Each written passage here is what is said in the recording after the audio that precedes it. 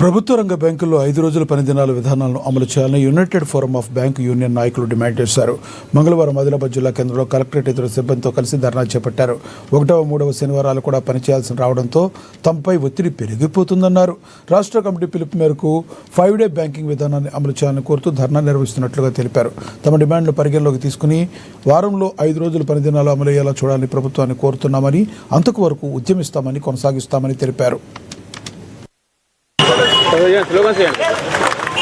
ఈరోజు ఈఓపియు అండర్ వాళ్ళు కాల్ ఇచ్చినందువల్ల స్ట్రైక్లో పాల్గొనడం జరిగింది. మెయిన్ ఏజెండా ఏంటంటే 5 day banking. We demand 5 day banking. 5 day banking వచ్చే వరకు స్ట్రైక్లో ఇలాంటి రాబోయే కాలంలో స్ట్రైక్ చేస్తూ ఉంటాము,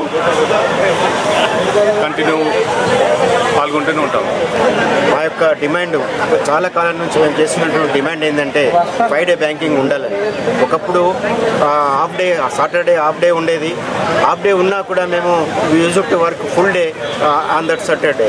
సో మా second Saturday, fourth Saturday government హాలిడేగా డిక్లేర్ చేసింది. అయినా కూడా మేము పనిచేయాల్సిన పరిస్థితి, బ్యాంకు చాలా పనిచేయాల్సిన పరిస్థితి ఉంది.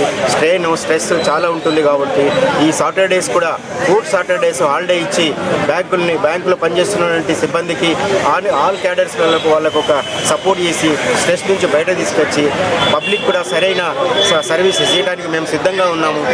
5 డేస్ బ్యాంకింగ్ చేయాలని మా ప్రధానమైన డిమాండ్. ఈ డిమాండ్ వచ్చేంత వరకు, ప్రభుత్వం మాకు డిమాండ్ సక్సెస్ చేసేంత వరకు కూడా మేము నిరంతరంగా ఈ ఉద్యమాలు చేస్తూనే ఉంటామని చెప్పి ఈ సభాముఖంగా తెలియజేస్తాం.